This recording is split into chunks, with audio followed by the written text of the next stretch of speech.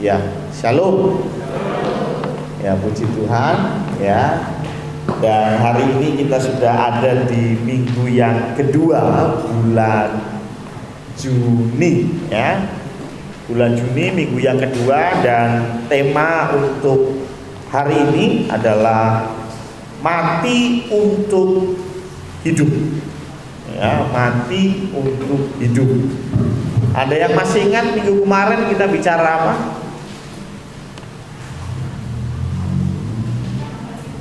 Lupa ya. Mas Danu bisa minta tolong ceklikin lampu ya. Kayaknya lupa saya nyalain. Yang paling kiri. Haleluya. Makanya kok pojokan itu kok gelap sekali gitu kan. Padahal ya nggak ada Mas Firman, tapi kok gelap gitu. Terima kasih Pak Danu ya. Rupanya lupa dinyalakan ya. Oke, jadi minggu yang lalu kita belajar bagaimana keselamatan adalah karya Allah, gitu ya. Keselamatan adalah karya Allah. Saya sudah menjelaskan dari pendek sampai panjang banget ya. Jadi artinya harusnya kita yakin dan percaya bahwa kita selamat itu bukan hasil kerja kita. Kita selamat hanya karena kasih karunia. Nah, hari ini kita belajar untuk satu tema yang baru, mati untuk hidup. Apa ini ya? Coba kita buka dulu di Yohanes 12 ayat yang ke-24 ya. Yohanes 12 ayat yang ke-24 berkata demikian. Ini kata-kata Tuhan Yesus kepada para murid. Dikatakan demikian, aku berkata kepadamu, sesungguhnya jikalau biji gandum tidak jatuh ke dalam tanah dan mati, ia tetap satu biji saja. Tetapi jika ia mati, ia akan menghasilkan banyak buah. Jadi konsep ini adalah konsep Allah. Konsep Allah adalah berkorban. Konsep Allah adalah ketika Allah mati, maka ada yang akan hidup. Ketika Yesus Kristus mati, siapa yang hidup? Kita ya. Saya dan saudara dan banyak lagi saudara-saudara seiman kita yang hidup karena kematian Kristus. Ini konsep ilahi, konsep Allah.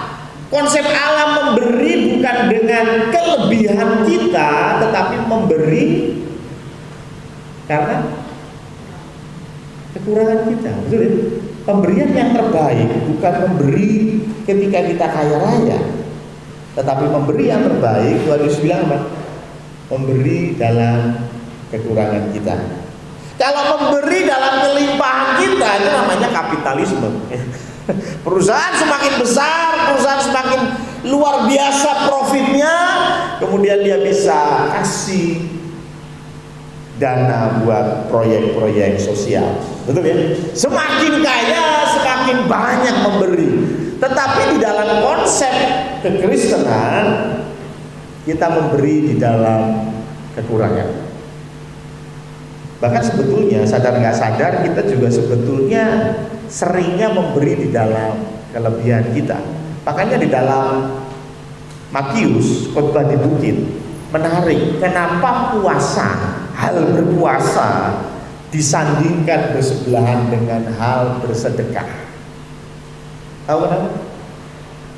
Karena zaman itu berpuasa nggak seperti zaman sekarang. Zaman itu berpuasa, itu roti yang kita makan buat hari ini kita berikan untuk orang lain. Makanya berpuasa erat kaitannya dengan bersedekah. Betul ya? Kalau sekarang berpuasa nggak makan, itu aja. Tapi tidak memberikan makanan yang harusnya kita makan kepada orang lain. Betul ya? Itu konsep memberi di dalam kekurangan. Tapi ya susah juga ya. Jujur susah. Misalnya saya pergi sama Aldo, kemudian kita makan mie ayam, asik gas ya. Setelah makan mie ayam, duduk rapi, saya pesen 1 mie ayam. Wah, Aldo Sudah mikir nih, wah Pak Pendeta ngirit 1 bagi 2 nih pasti. Setelah mie ayam 1 datang, lalu saya bilang, Aldo, ini buat kamu. Loh, Pak Pendeta nggak makan? Uang saya hanya cukup untuk beli mie ayam 1 mangkok, dan itu kuberikan padamu. Kira-kira Aldo tegel nggak makan? Oh, tegel ya. Paham ya? Kadang-kadang kita memang diperhadapkan hal semacam itu, tetapi itulah konsep Allah. Memberi, ya kita berkurang, gitu ya. Kita jangan berpikir memberi untuk dapat yang lebih banyak. Itu namanya judi, betul? Memberi persembahan, memberi perpuluhan. Ujilah Tuhan Allah, maka Dia akan membuka tingkap lain. Iyo, ning Alkitab ono. Cuman jangan itu yang jadi fokus kita. Fokus kita mau memberi. That's it. Masalah Tuhan memberkati atau enggak, itu haknya Tuhan. Tuhan berkati, puji Tuhan. Tidak, tetap puji Tuhan. Ya. Makanya Sadrah, Mesak, dan Abednego berkata, kalau Tuhan yang kami sembah, Dia ingin mau melepaskan kamu, Dia sanggup melepaskan kamu. Tapi kalau Tuhan yang kami sembah tidak melepaskan kami tetap tidak akan menyembah Allah lain. Itu iman yang dewasa. Itu iman yang mengerti perkara Allah. Jadi kalau Allah itu mati supaya kita hidup, itu dasar prinsip Allah. Yesus mati buat kita hidup. Amin. Tapi kalau saya bawa ini di dalam konteks kita yang katanya mati untuk hidup, berarti kita juga harus mati supaya yang lain hidup. Terus apakah Pak Marno ini harus mati supaya Bu Paulina hidup? Betul begitu? Apakah Danu harus mati untuk Tika bisa hidup? Setengah mati Pak. Nggak apa-apa setengah mati ya. Kerja banting tulang setengah mati gitu ya, supaya istri dan anak-anak hidup. Tapi saya terlalu yakin urusan kebangkitan, urusan keselamatan sudah dibayar lunas di kayu salib. Jadi maaf, Anda tidak perlu mati supaya orang lain hidup. Cukup Tuhan Yesus yang mati supaya kita hidup. Cukup. Lalu apa konteks mati untuk hidup bagi kita? Konteksnya apa? Nah, konteksnya di dalam iman Kristen kita selalu ada 2 kekuatan besar, yaitu daging dan roh. Daging itu lemah, betul ya? Daging itu berdosa. Daging itu dimurkai Allah, sampai-sampai jemaat di Korintus mereka tidak percaya akan kebangkitan daging. Iman Kristen itu percaya akan kebangkitan tubuh atau kebangkitan orang mati, atau dalam bahasa asli kebangkitan daging. Sampai-sampai Paulus harus menjelaskan panjang lebar di 1 Korintus pasal yang ke-15. Saking orang berpikir yang namanya daging itu pasti jelek. Saya bilang daging jelek ya sekarang, tapi firman Tuhan bilang nanti kita akan dibangkitkan dan kita akan diberi tubuh yang lama yang baru. Kalau kita mati besok, katakan ketika Tuhan Yesus datang kedua kali, maka semua orang akan dibangkitkan. Kita akan diberi tubuh yang baru. Haleluya. Saya berharap tubuh yang baru tidak punya perut seperti ini ya. Ya, hal yang sama di doa Pak Eko ya. Bayangkan kalau kita diberi tubuh yang sama seperti tubuh kita sekarang, piye? Ketoke moh ya Pak Marno ya. Haleluya, Tuhan janjikan kita diberi tubuh yang baru. Jadi kebangkitan daging ada, tetapi bicara tentang tubuh yang baru. Tapi konsep kedagingan yang kita alami saat ini sebelum kebangkitan bicara daging yang lama. Dan daging yang lama itulah yang harus mati. Kita buka di dalam Roma 6 ayat yang ke-6. Roma 6 ayat yang ke-6 berkata demikian. Karena kita tahu bahwa manusia lama kita telah turut disalibkan. Manusia lama bicara kedagingan. Kedagingan kita disalibkan supaya tubuh dosa kita hilang kuasanya, agar jangan kita menghambakan diri lagi kepada dosa. Karena itu yang harus kita bunuh, yang harus mati, itu manusia lama kita. Makanya Paulus berkata, yang lama sudah berlalu, yang baru sudah datang. Jadi yang lama harus dikubur. Roma 6 ini bicara tentang apa sih? Baptisan. Makanya di dalam gereja kita baptisan itu diselam. Itu menggambarkan apa? Mati bersama Kristus. Mati terus? Tidak.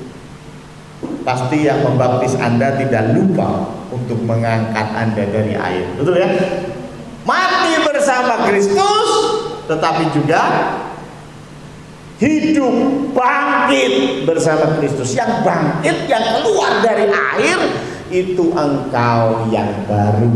Yang lama mati, biarkan di air, biarkan terkubur. Ini bicara tentang kedagingan, bicara tentang manusia lama yang turut disalib.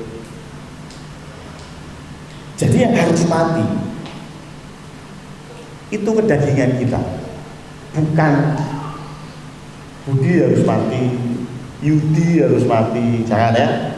Sehingga salah tafsir, kemudian pulang dari sini patenan berpikir harus mati. Tidak, bukan mati daging secara fisik, tetapi keinginan dosa itu kita salibkan. Keinginan dosa dan kedagingan itu menarik sekali, karena Rasul Paulus membahas lebih dalam di dalam Galatia 5 ayat 19. Yuk kita buka Galatia 5 ayat yang ke-19. Sebetulnya saya mau bahas ini Galatia 5 19 sampai 25 ya, tapi kita bahas satu-satu aja ya biar tidak maju mundur ya. Galatia 5 ayat 19 dan seterusnya berkata demikian. Perbuatan daging telah nyata. Ya.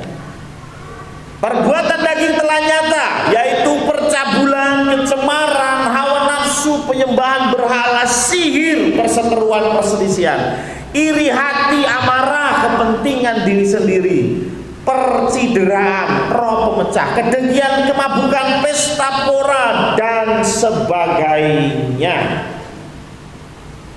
Ada yang hafal? Ayo, ada yang hafal? Kemarin kalau nggak salah khotbahnya Pak Aris ya 2 minggu yang lalu, ada yang hafal dengan buah-buah roh. Wah, lalu Pak Parjo berdiri dan mulai menyanyi. Betul ya, memang ada lagunya ya, buah-buah roh. Tapi kalau bicara tentang perbuatan daging yang tadi panjang lebar itu, saya hitung ada 10.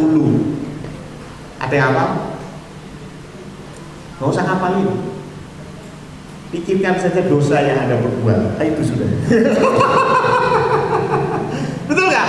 Perbuatan daging itu bicara tentang dosa-dosa yang kita perbuat.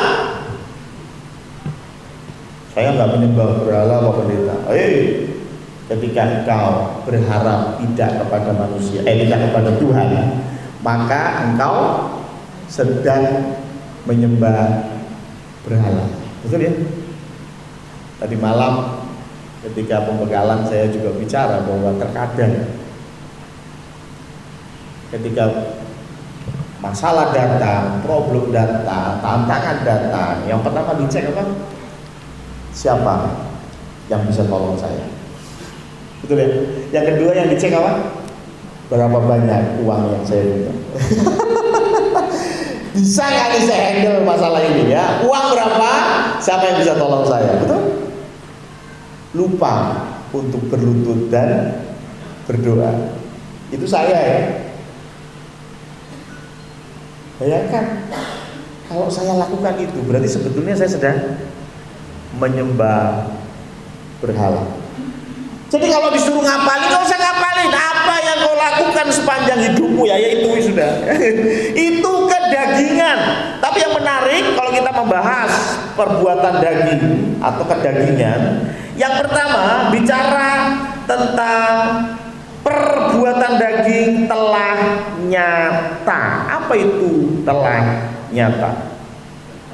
Telah nyata itu bahasa aslinya phaneros. Menurut Anda, kalau bicara tentang nyata, maka lawan katanya apa? Semu. Wah, ya. Dia nggak berani bilang maya, nanti dijewer sama Budarto ya. Ada Budarto. Ya, semu, gitu ya. Tidak nyata. Ya iyalah kalau nyata, balikannya tidak nyata. Kaya, balikannya tidak kaya, ilah ya. Benar, semu ya. Semu atau maya, ya, ilusi ya. Tapi yang menarik, phaneros yang diterjemahkan menjadi nyata sebetulnya bukan itu yang lebih tepat. Phaneros itu artinya diketahui secara publik. Kabeh wong nyawang, itu phaneros. Ya. Jadi kalau bicara tentang perbuatan daging itu bisa dilihat semua orang. Orang yang top of the top, dia takut berbuat dosa, ya, the top of the top, ya, takut berbuat dosa. Kenapa? Karena dia nggak mau melukai hati Allah. Itu mantap, ya. Ketika Aldo nurut sama Pak Marno dan Bu Marno dan alasannya aku nggak mau ayah sama ibu sedih melihat kelakuanku, aku mau hidup benar di hadapan Tuhan. Itu jos. Tapi di bawah itu ada orang-orang yang malu berbuat dosa karena ketahuan. Ada ya? Ada orang-orang yang malu berbuat dosa, tapi alasannya bukan karena takut melukai hati Tuhan, bukan. Tapi dia malu ketahuan. Ya? Jadi mencuri boleh nggak? Boleh, tapi jangan ketahuan. Nah, kalau ketahuan ya sudah, nangis-nangis minta maaf. Ya, tapi selama nggak ketahuan, dosanya lanjut terus, betul? Korupsi kalau nggak ketahuan, lanjut terus. Berzina kalau nggak ketahuan, lanjut terus. Tapi kalau ketahuan, maaf ini kilaf kok nyolongnya piro-piro. Kilaf itu kan nyuri sekali, sadar Tuhan aku salah, minta maaf. Itu namanya kilaf. Tiap minggu nyuri selama 3 tahun ketahuan kalau nyuri, minta maaf terus ngomong gila. Ini model nomor 2. Dia malu ketahuan berbuat dosa. Tapi masih ada yang lebih parah. Apa? Tidak malu berbuat dosa, bahkan bangga berbuat dosa. Ini yang paling parah. Makanya dikatakan perbuatan daging telah terlihat secara publik. Coba sekarang ini kan orang itu bangga. Ada yang viral, mak-mak apa sih, kurir ya namanya Mas, saya lupa, kurir COD digoblokin ya, sampai ada lagunya cicit gitu. Dibikin lagu ya, bisa banget ya orang Indonesia ya, plus 62 ya. Ada orang yang menggoblok-goblokin sesamanya ya. Bahkan saya dengar beritanya sempat tanda kutip bangga melakukan itu, tapi setelah viral akhirnya minta maaf ya. Tapi intinya ada banyak orang yang dengan bangga mempertontonkan dosa. Itu yang paling marah. Itulah mengapa ini jadi contoh oleh Paulus di jemaat di Galatia. Perbuatan daging telah terlihat secara umum. Banyak orang yang tidak lagi malu berbuat dosa. Ada orang yang kumpul kebo, ditanya kenapa kumpul kebo, so what? Yang penting saya cinta dia, dia cinta saya. Ya, kita hidup bersama saja sudah. Dia nggak malu dengan itu. Anda tahu itu berdosa? Ya saya tahu, tapi tidak ada hubungannya, itu urusan belakang, itu nanti setelah mati. Itu ada banyak orang yang tidak lagi malu berbuat dosa.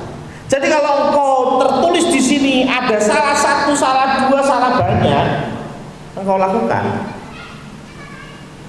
dan engkau malu melakukan itu masih sinyal yang positif. Tapi kalau engkau melakukan salah satu dari apa yang tertulis dan engkau tidak malu, maka sebetulnya Roh Kudus belum ada di dalam engkau. Yang kedua, rupanya perbuatan daging itu bersifat jamak. Tadi saya bilang ada 10 ya, mulai dari percabulan sampai pesta pora. Tapi yang menarik ayat 21 coba. Kedengkian, kemabukan, pesta pora. Terus dilanjutkan dengan apa? Dan sebagainya. Itu kalau bahasa Indonesia sehari-hari kira-kira terjemahannya apa? Dan sebagainya. Dan lain-lain gitu. Artinya cuma 10 kan? Nah, banyak yang lain. Ya, banyak yang lain. Dan ini semua bicara tentang kedagingan. Satu sudah berarti engkau masih punya kedagingan. Satu sifat yang ada ditulis di sini, bahkan yang masuk di dalam lain-lain, engkau lakukan itu, sebetulnya engkau masih punya kedagingan. Ya, makanya ini satu sumber, tapi manifestasinya banyak. Makanya dikatakan bahwa kedagingan ini bersifat jamak, banyak, dan lain-lain itu bisa berapa banyak nggak tahu. Tapi yang menarik, setelah bicara tentang kedagingan sampai ayat yang ke-21, ayat 22. Tetapi buah roh ialah, nah ya, jadi setelah bicara tentang kedagingan, bicara tentang bagaimana perbuatan daging itu yang ada banyak sekali, tiba-tiba bicara tentang buah roh. Berarti ini ada daging, ini ada roh. Coba perhatikan kata-katanya. Dikatakan di sini perbuatan daging. Ini daging, ini roh. Kalau ini perbuatan daging, harusnya di sini perbuatan roh. Betul ya? Di sini kan perbuatan daging. Di sini kok buah roh. Kemana ya? Harusnya kalau di sini buah roh, ya di situ juga buah daging gitu. Setuju ya? Tapi kenapa di sini perbuatan daging, di sini bicara buah roh. Bahkan buah roh ini tunggal. Ya. Jadi buah roh itu tunggal, tetapi buah roh bukan buah roh, bukan, tapi buah roh hanya satu: kasih, sukacita, damai, sejahtera, kesabaran, kemurahan, kebaikan, kesetiaan, kelemah lembutan, penguasaan diri. Tidak ada hukum yang menentang hal-hal itu. Jadi buah roh itu satu buah berbagai macam rasa. Bukan satu pohon punya 9 buah, bukan.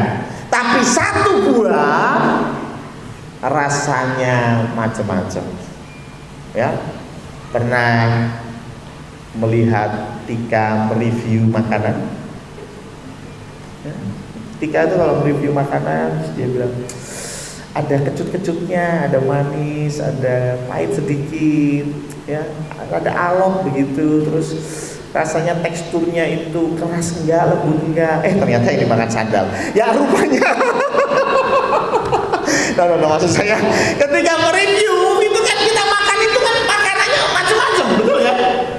Kan nggak mungkin makanan itu cuma asin doang. Nah, itu berarti Anda makan garam. Kalau enggak, makan yang ada keluar dari atas bibir, ya. Itu rasanya satu, asin gitu ya. Tapi kalau ada makan makanan ya, gulai katakanlah, rasanya ya banyak, kaya sekali rasanya, macam-macam ya. Ini bicara tentang buah roh. Makanya buah roh itu sebetulnya apa sih? Kasih. Kan ada lagunya, kasih pasti memaafkan, betul ya? Nah, ada di sini ya, kasih pasti murah hati, ada berarti ya. Jadi kasih adalah buah roh yang rasanya 9, rasanya banyak. Tapi sekali lagi yang menarik, kenapa di sini disebut perbuatan daging dan di sini disebut buah roh? Perbuatan itu inisiatif kita, betul ya? Kalau perbuatan saya berarti inisiatifnya saya.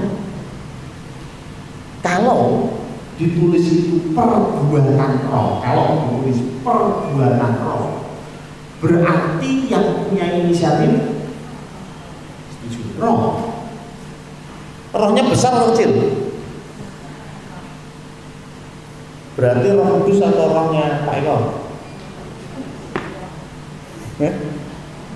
Roh Kudus, betul ya? Kalau di sini dikatakan perbuatan roh, berarti kita nggak punya andil apapun. Kita nggak punya andil apapun.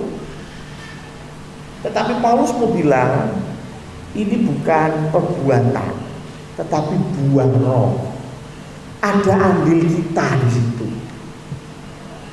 Andilnya apa? Nanti. Andilnya Allah, andilnya roh. Coba kita lihat di ayat 25.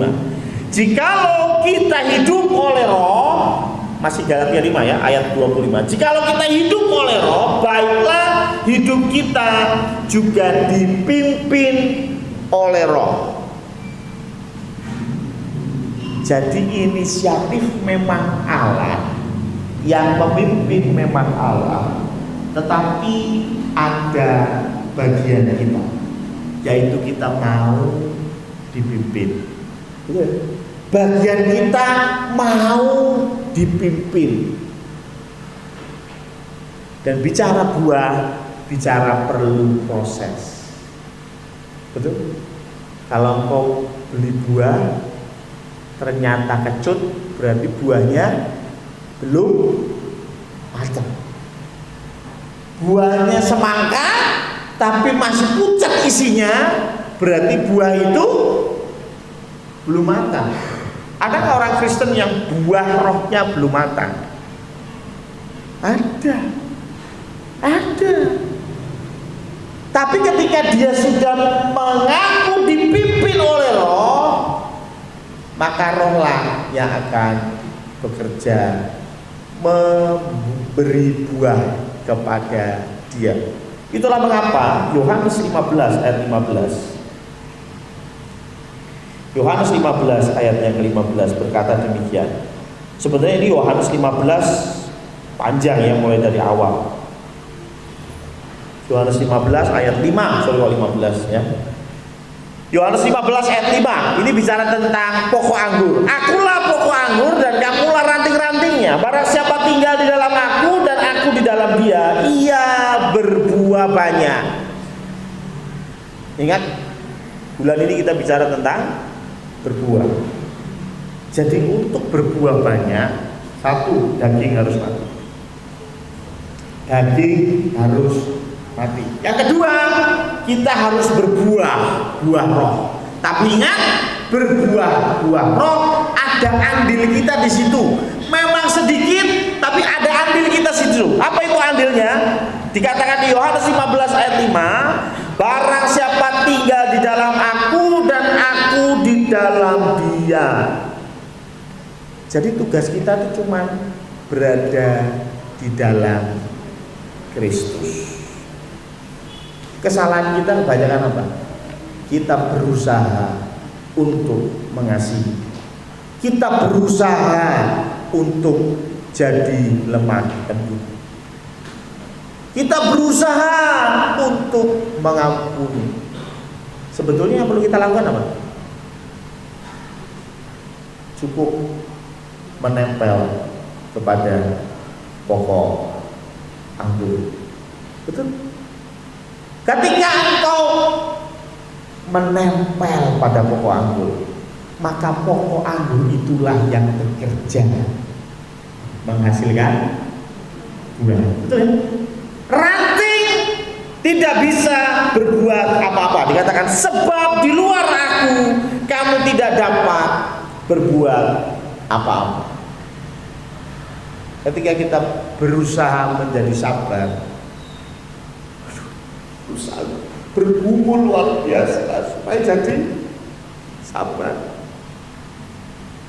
Biasanya berhasil atau enggak?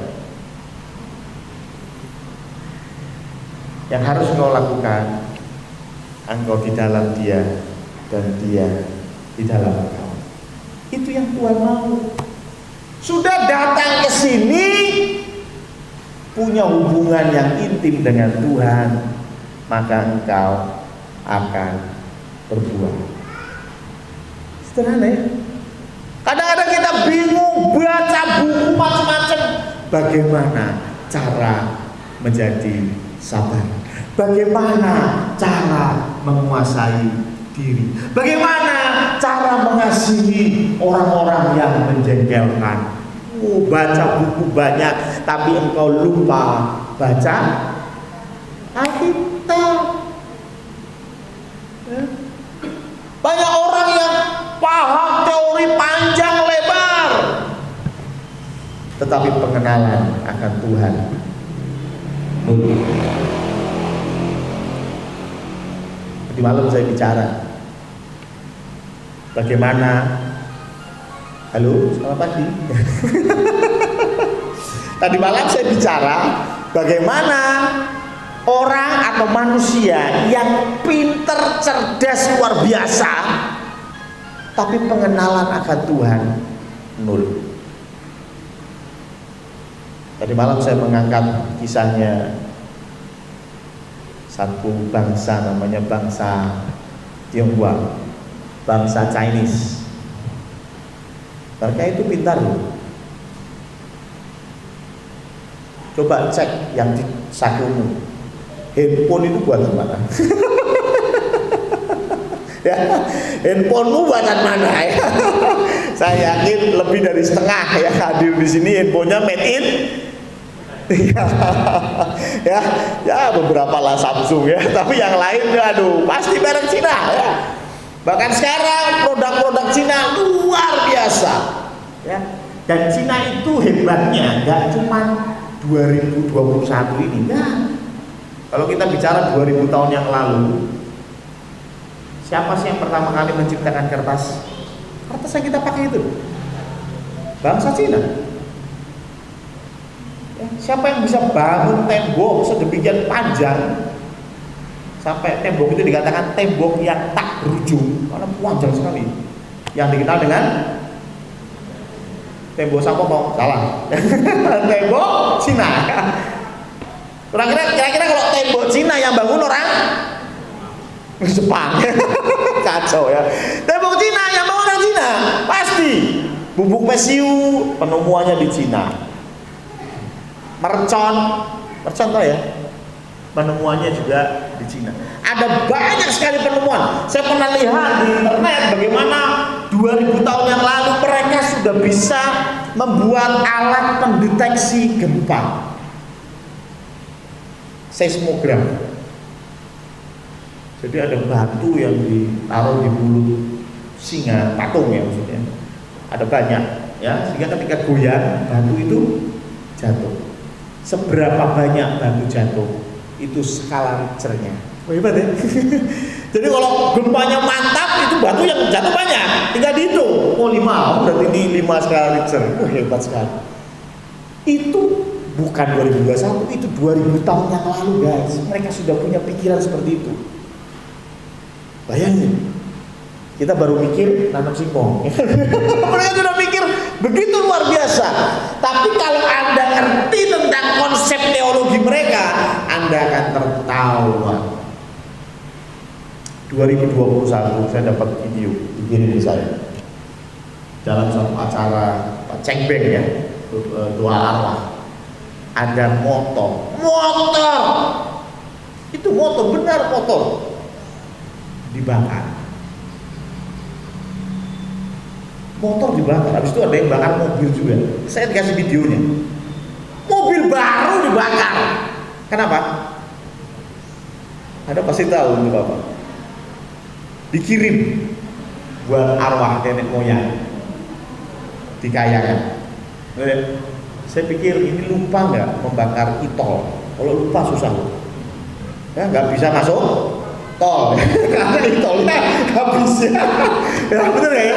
Ini mobil dibakar supaya nyampe ke sono gitu ya. Udah, saya nggak usah mikir masalah bener atau salah, logis apa enggak, itu aja kan. Bakar uang. Ini masih mending ya, masih punya akhlak. Kenapa? Dia bakarnya motor, bakarnya mobil betulan, motor betulan. Tapi biasanya kalau uang yang dibakar, uang apa?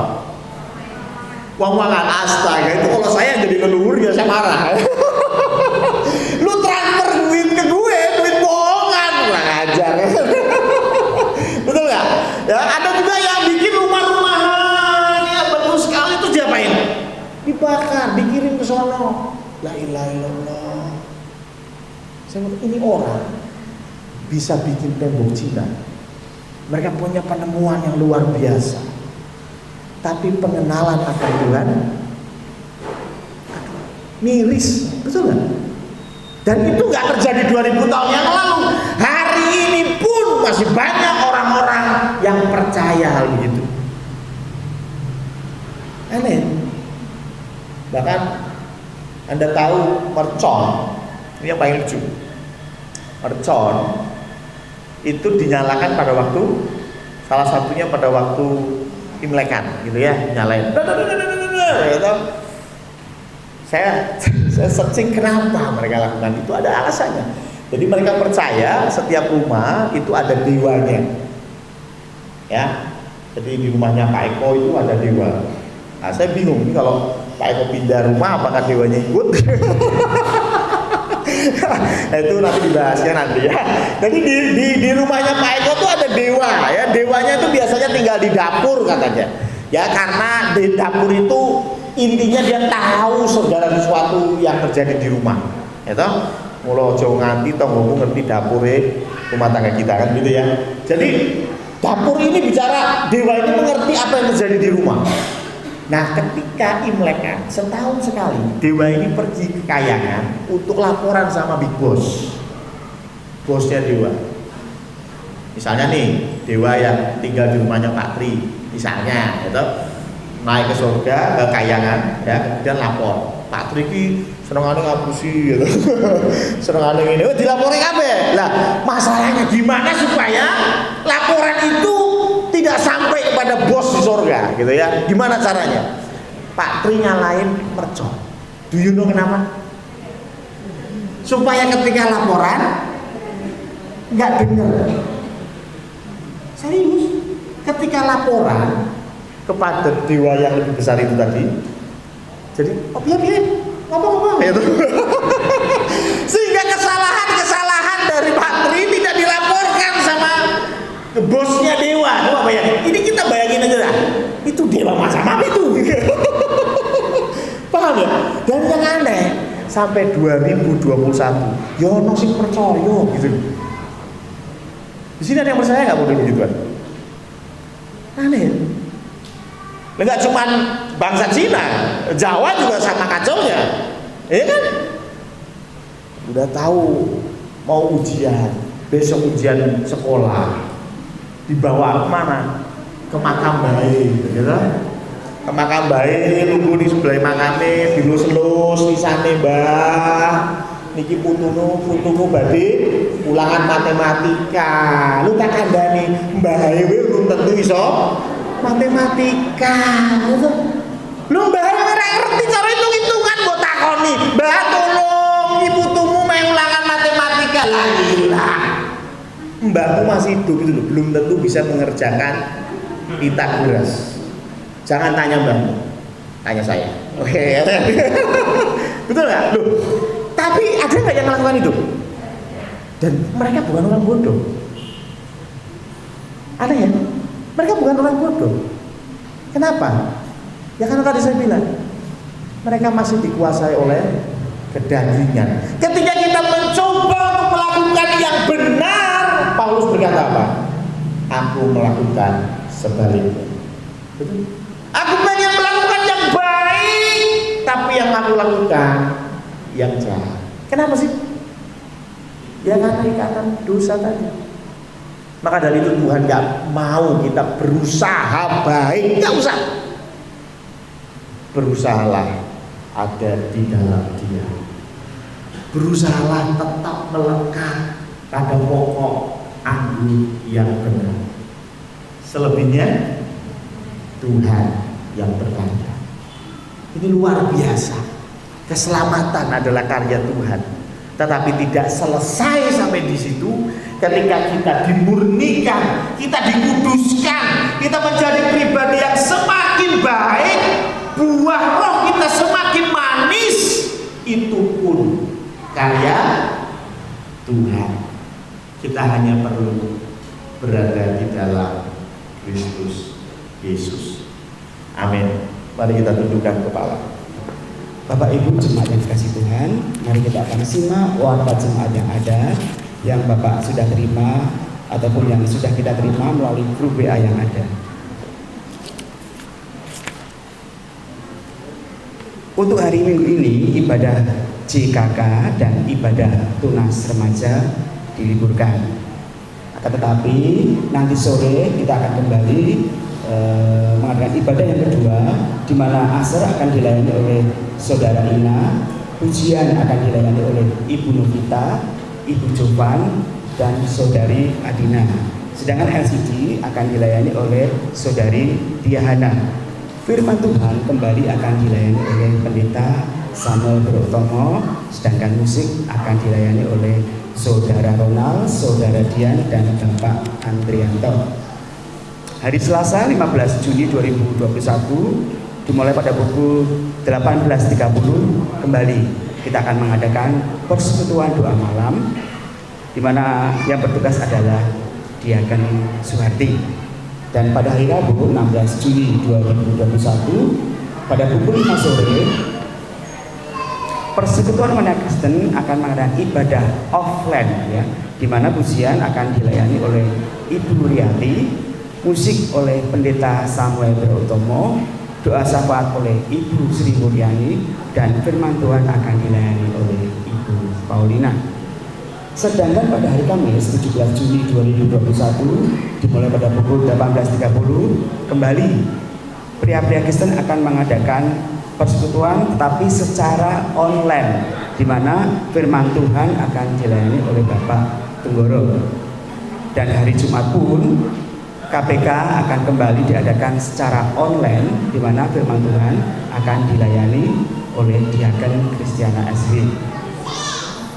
Hari Sabtu pagi juga kembali diadakan persekutuan doa pagi. Ini pun juga akan diadakan secara online, di mana firman Tuhan akan dilayani oleh Diaken Suharti.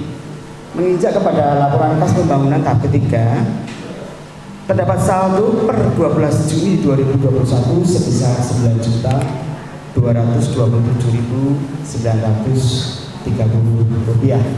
Sedangkan untuk laporan persepuluhan pada bulan Juni sudah terkumpul sebesar Rp6.863.000. Menginjak kepada waktu khusus, minggu ini merupakan minggu kedua di bulan Juli 2021. Oleh karena itu jemaat masih diberi kesempatan untuk dapat memberikan persepuluhan. Dan marilah kita akan mengembalikan dengan percaya bahwa Allah telah melimpahkan berkat-Nya bagi kita.